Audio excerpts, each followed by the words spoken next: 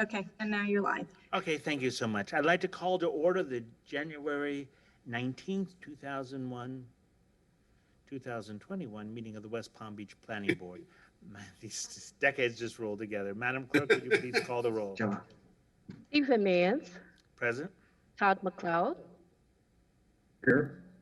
Peter Pivko, Here. Deborah Rain, Present. Andre Sparadello, Here. Mark Pateman, Here. Scott Holtz, Here. John Hicksonbaugh. Okay, the next order of business is approval of the December 15, 2020 minutes. Has everyone had the opportunity to review them? And if so, may I have a motion for approval? So moved, Mr. Chairman. Second. Motion and second. Any further discussion? All those in favor signify by saying aye. Aye. Aye. Any opposed? Passes unanimously. Next on our agenda is the report of the planning staff. Good evening, planning board members, and happy new year to everyone. In here. Brief update on the cases. Share my screen.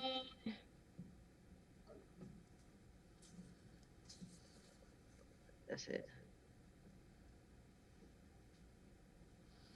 Can you guys see my screen? We can. Okay.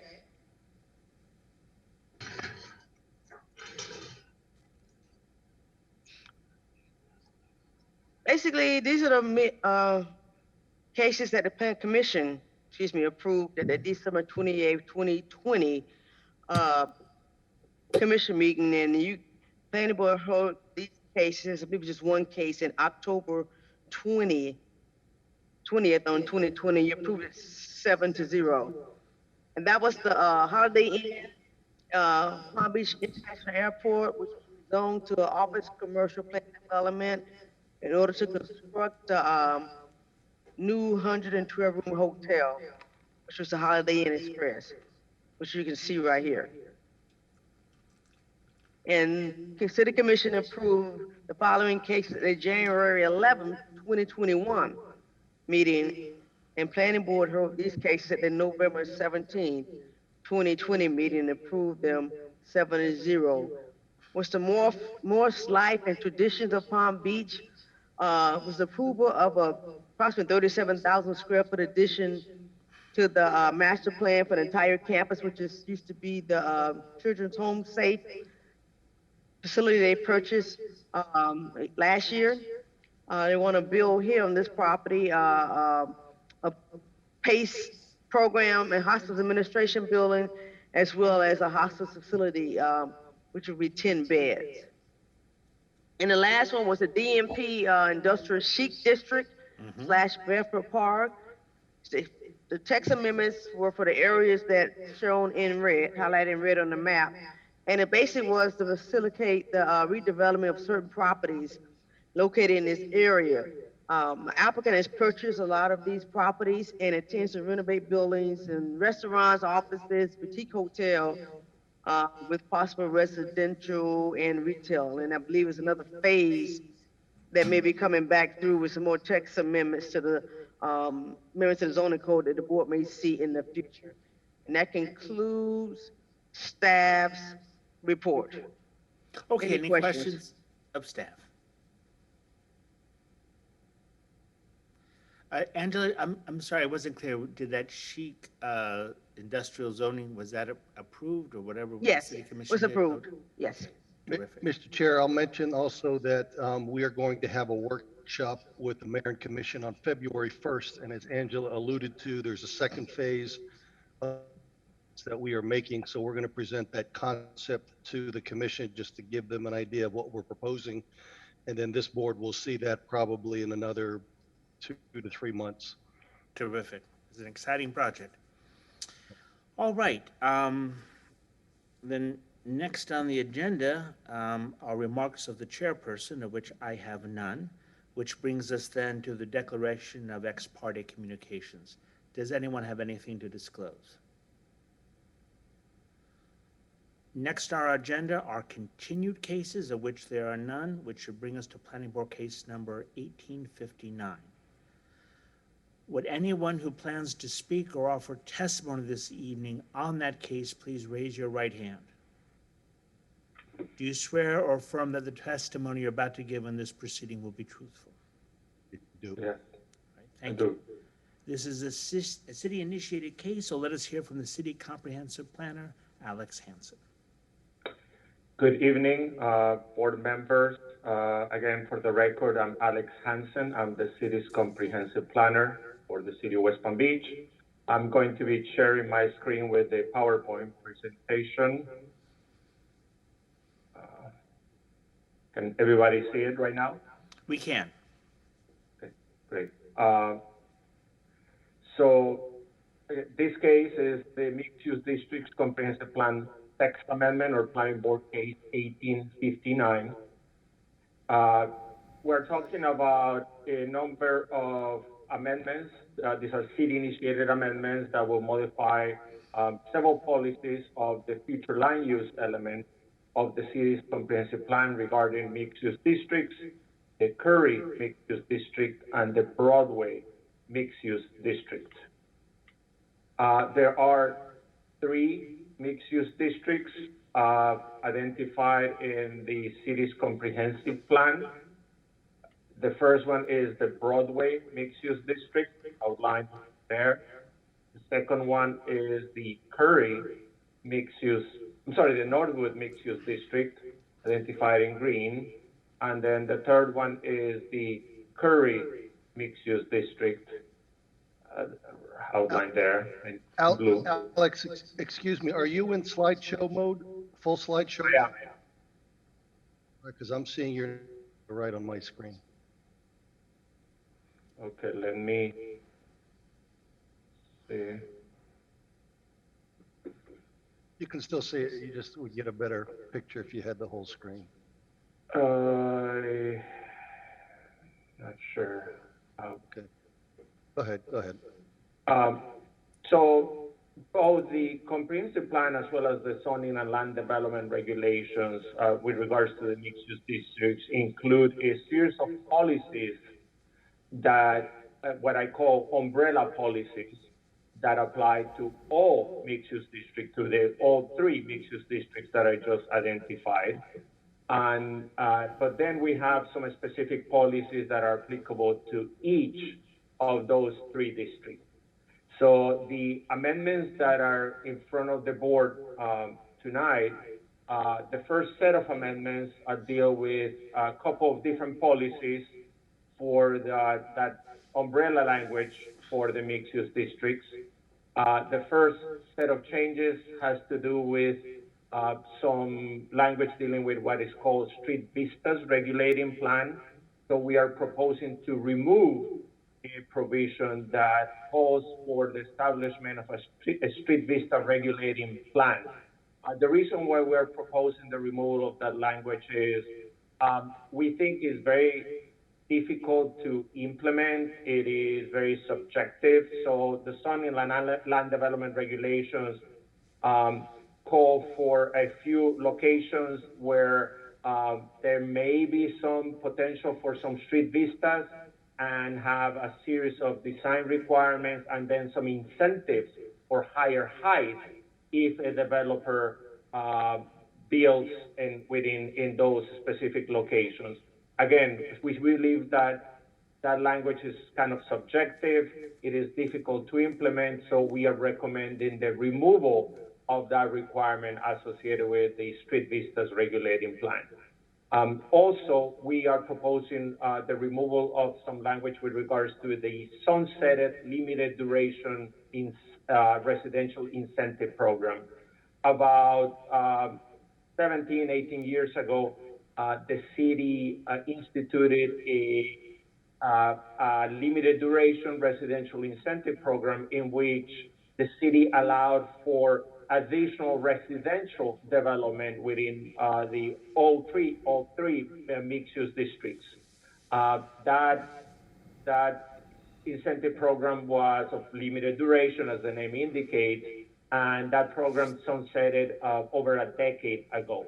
However, there was still a sentence that was inadvertently left in one of the policies in the comprehensive plan that references that program. So through these amendments, we're going to be removing that language. The second or the third set of changes has to do with some language pertaining to the Curry mixed-use district. Right now, the policy in the comprehensive plan dealing with this district includes some maximum building height for the district. There's also some language in the zoning and land development regulations dealing with building heights for this district. We believe that there's no need for the building height regulation for the Curry mixed-use district to be included in the comprehensive plan. We believe is only appropriate for the zoning and land development regulations. So we are proposing the removal of that maximum building height language from the comprehensive plan. The intent is to still keep it within the zoning and land development regulations though. Finally, we are proposing to delete some language on the Broadway mixed-use district policy dealing with building typology and height. Again, similar to the language for Curry, we believe that this language is not appropriate for the comprehensive plan. The zoning code will still have language dealing with building typology and height, but we do not believe that it should remain in the comp plan. So we are proposing the removal of this language. And again, that's why we are proposing the removal of those specific provisions from both the Curry mixed-use district as well as the Broadway mixed-use district. I think it's important to remind the board that we are also going to be amending the zoning and land development regulations regarding the mixed-use districts.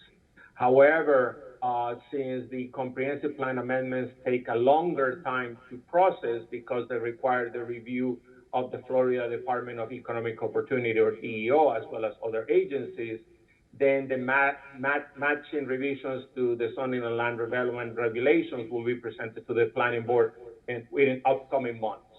Our intent is, though, to have both the comprehensive plan amendments and the corresponding amendments to the zoning and land development regulations to be adopted concurrently by the City Commission later this year. But because, again, the processing for compliance takes longer, we are bringing those changes to the planning board ahead of the changes to the zoning and land development regulations.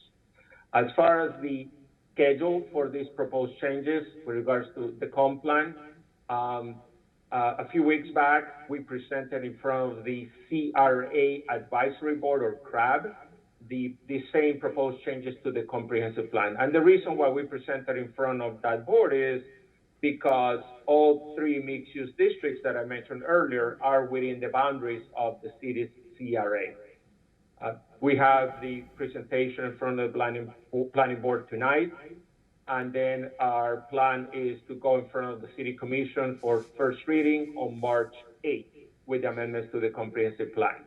As far as the zoning and land development regulations, we have planned a workshop with the City Commission for February 16th. Then the proposed changes will go, again, also in front of the CRA Advisory Board on February 26th, then in front of the Planning Board on March 16th, and then in front of the City Commission for first reading on May 17th.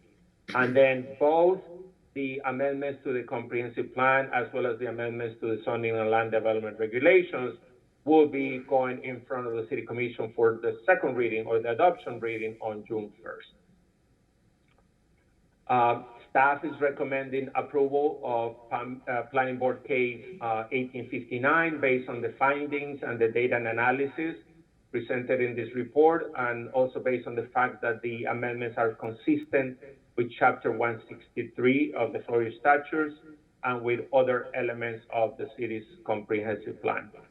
I'll be happy to answer any questions that the board may have. Okay, any questions?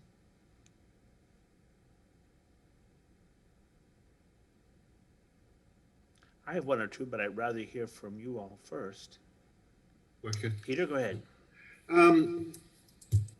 I was going to ask you how are you going to be scheduling public input into this process?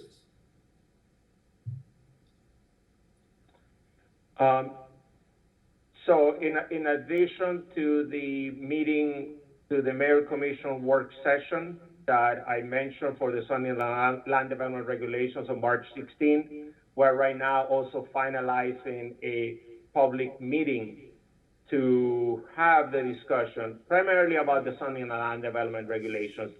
We have not determined the final date, but we are working on it. It'll be sometime in February, but the final date has not been determined yet.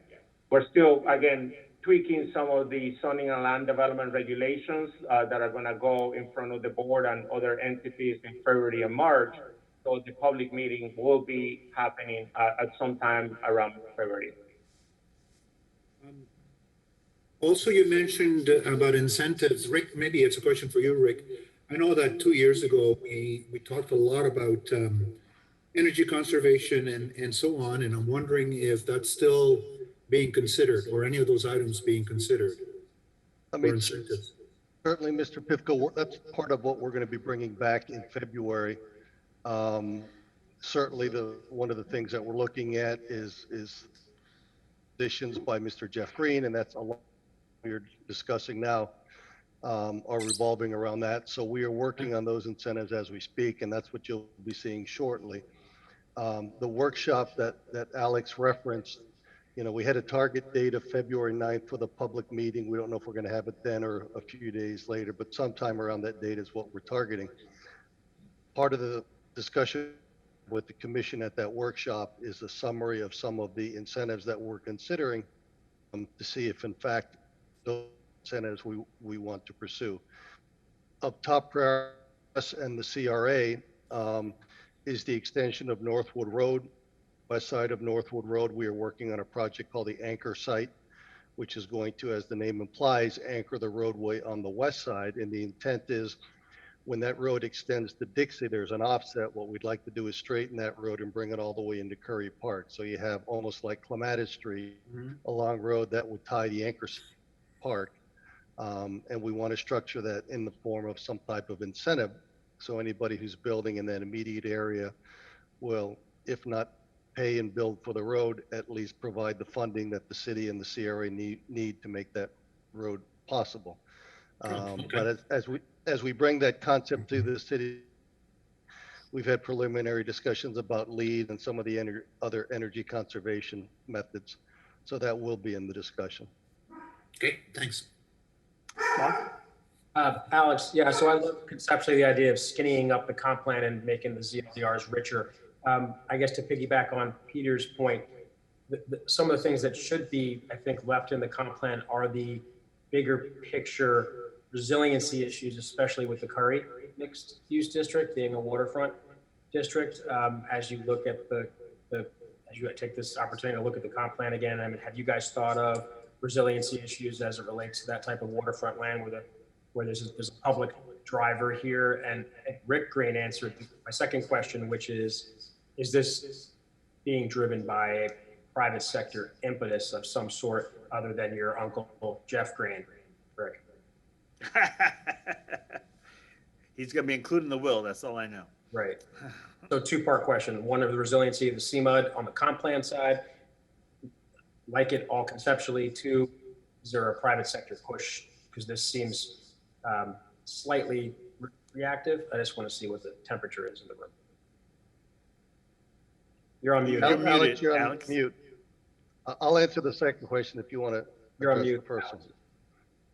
Yeah, with regards to actually the resiliency issue, we do have some policies in different areas of the comprehensive plan dealing with resiliency for different areas of the city. In the mixed-use district language, we do have some provisions dealing with resiliency. We only have one policy that is specific to the Curry mixed-use district in the comp plan, and that is just the policy that basically outlines the maximum development capacity for the district, establishes a cap for residential and non-residential uses, as well as the maximum height. That is the policy in which we're removing the maximum height provision, but we're still keeping the maximum cap of development. So there's not much language in the comprehensive plan today with regards to the current mixed-use district. The general mixed-use district language does have some references to resiliency, and again, that language applies to all three districts, not only Curry, but also BMOD and NMOD. But again, we have a number of policies throughout the comp plan that pertain to different areas of the city dealing with resiliency. Rick, I don't know if you want to deal with the second one. To answer the second question, we have been meeting and discussing the amendments to the Curry Park for probably well over a year and a half to 2 years. Mark, remember, Jeff Green hired the architectural firm of Herzog and DeMurin. They did a presentation at the Northwood Community Center, gosh, almost 2 years ago. We had about 200 people in attendance. So we've been working with John Schmidt and who's part of Jeff Green's team, and we've been going back over the past year as to how these zoning regulations should be crafted. So we are in agreement in some cases, we are not in agreement in other cases. So we're trying to, if you will, address concerns, and in some cases, than others, we're going to go to the city commission and say, is this an issue? Is this not an issue? So I don't want to certainly give the impression it's reactive, because we have been working on this for well over the past year and a half. It's gotten to the point where we just have to bring it forward at this point and let the commission and the planning board weigh in on some of the issues that we've been struggling with over the past year and get some feedback and direction. So that's why you'll be seeing it very shortly. And the language dealing with the comprehensive plan, the item that is in front of the board tonight, these amendments we would have done regardless of what Jeff Green may have been proposing. These are, a couple of them are just cleanup of some provisions, and again, the second and third set of changes deal mostly with, again, we wanted to have more specificity in the zoning regulations as opposed to the comp plan. So those things we would have processed regardless of anything that Jeff Green or anybody may be proposing. Other questions of staff? I have one. I just want to understand the practical effect of what we're being asked to do today. I understand that some of this, as you say, to pull some of these rules and regulations from the comprehensive plan to the regulations, but not necessarily a change of what's being allowed. I understand some is in anticipation of some important development in the future. I just want to understand what we do here today, what would be allowed today as a result of our vote would be allowed because of it, as opposed that's not allowed today. What's the practical changes that we're approving? That's what I'd like to understand. By themselves, there's no changes because the zoning and land development regulations, which are matching what you're seeing today, are really going to be providing some of those details. So again, we're cleaning up, we're removing the language with regards to the street vistas. We don't think it's necessary. That language still has to be removed from the zoning and land development regulations, and you'll be seeing that. Right. Same thing with the residential incentive program. As far as the language with regards to the Curry mixed-use district and the Broadway mixed-use district that deals with height and or building type, again, we want to remove that, but there's still going to be provisions in the zoning code, which this board is going to be seeing in March regarding that.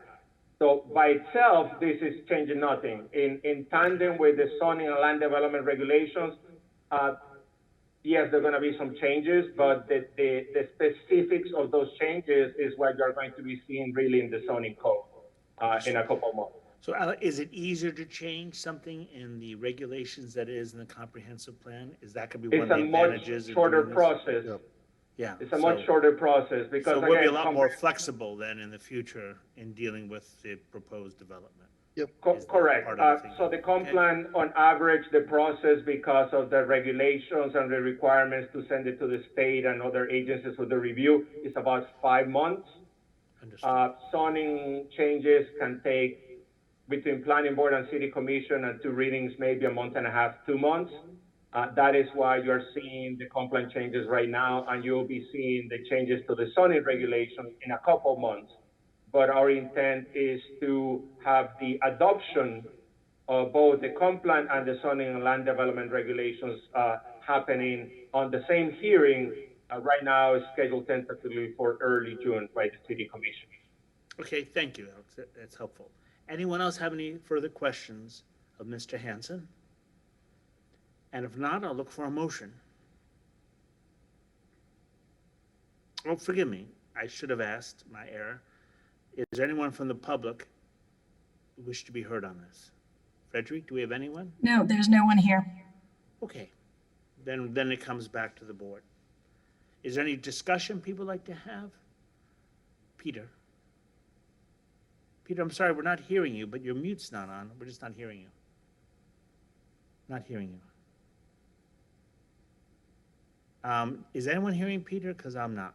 No, and I'm not sure why, because it does look like the mic's on. Yeah. It's kind of a mixed bag, Peter, you know? One thing you might want to check, Peter, if you look in the bottom left corner, there's an icon of a microphone. There's a little arrow next to it. If you click that, you may have more than one microphone. Maybe you could switch to another one. Still not hearing you. You can call in and use your phone. Seriously, that's another way to do it, right, Frederick? Yes, or in the chat, if someone wants to read his comments. Do you want to write them out in the chat or phone in, Peter? Now your mute's on now. It's off, but just not hearing you. I don't know what to tell you. So you have two options. One is to call in. Ooh, or did he leave us? Boy, they turn on you. They turn on you. He may be he's a rebooting. conscientious objector to this proposal. He may be trying to rebooting. Yep. Yeah, let's give him a second. Does anyone else have any discussions or comments you wish to make? Go ahead, John. Yeah, I just wanted to say that I'm looking forward to seeing the actual changes to the development regulations. I think that's where we're really going to see the design impact of this. So I think that's something to really look forward to in this. But do you support the direction they're going on this? I support the direction of always having the more enforceable land development regulations in the code. I think the comprehensive plan is generally not necessarily for specific development requirements. So what I kind of view this is a really sort of a textual shuffling, so to say, of things from the comprehensive plan to the land development regulations. And so we'll just see what the real material impact is on design when those come forward. Okay, thank you, John. Peter, I think we're hearing you now. Can you? Are you hearing me now? Yes, perfect. Okay. Just a question I had. Hope usually reads the requirements for the Zoom meeting. Did we do that before we started? We did not. And the other question for you was, there's 2 minutes in our packet, November 17th and December 15th, but we only voted on one. Okay, well, so Hope, do you remember? Did we not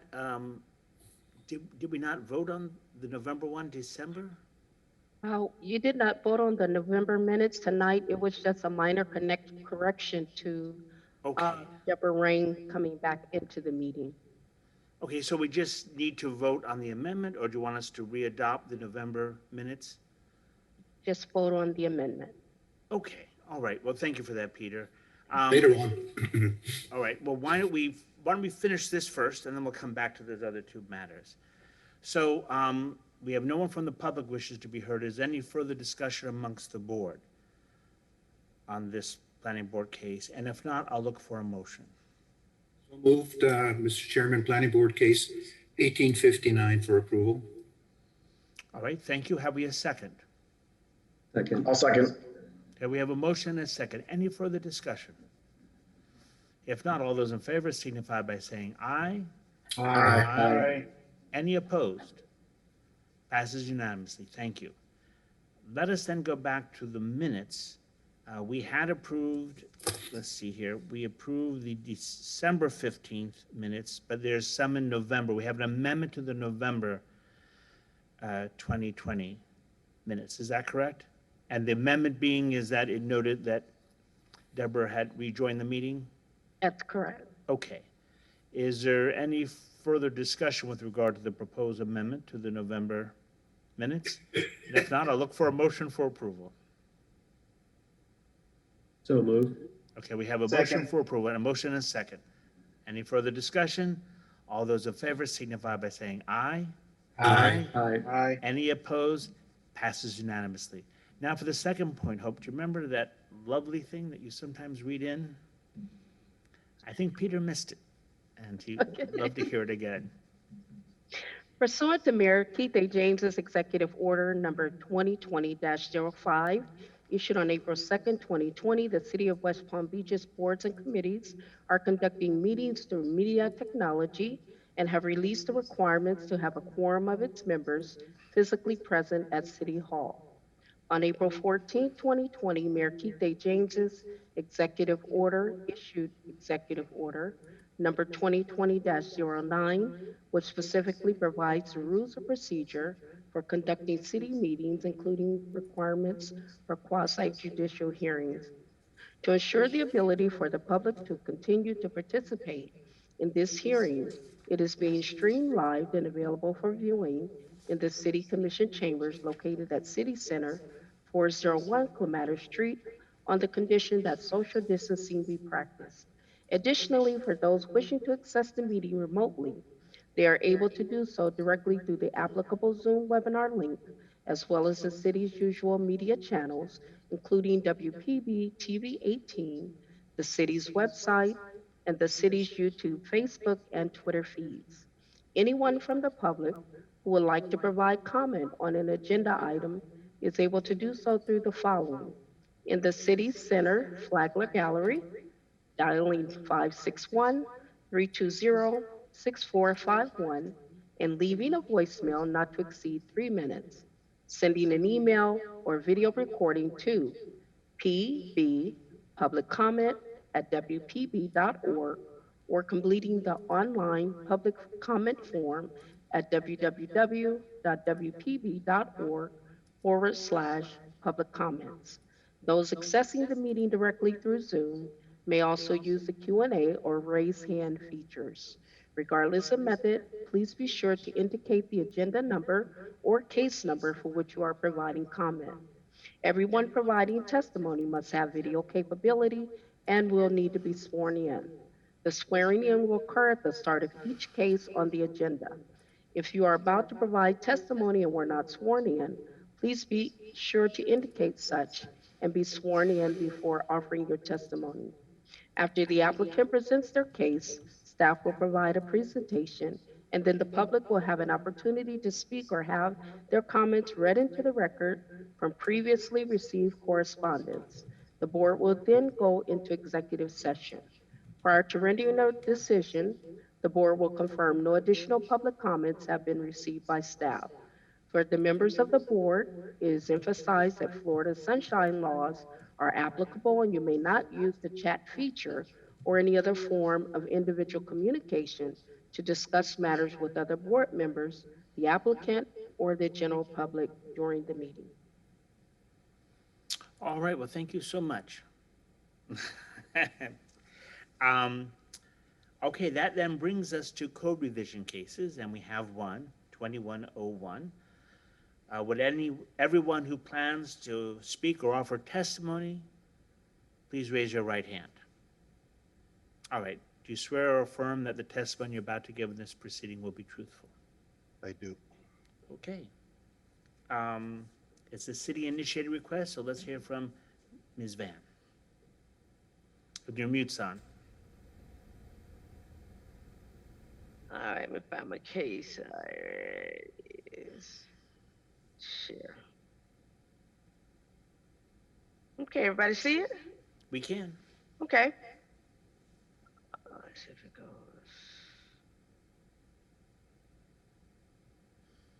As you already stated, it's a city initiated first Angela Van, planning and zoning administrator again. To amend Article 10, the supplemental district regulations of the zoning code, amending the dock regulations to be consistent with state statute. Just to give you a quick background, current dock regulation requires that the applicant submit a valid written approval from several departments, state departments, the Florida Department of Environmental Protection, U.S. Army Corps of Engineers, and in some cases, South Florida Water Management District. As of July 1st of last year, the Florida statutes change, which prohibits local government from requiring further verification from DEP. In addition, they also revised some of the EPR exemptions that are currently in the requirements for a dock. So now people can come in and replace or repair existing docks or piers to allow for repairs within 5 years, same date.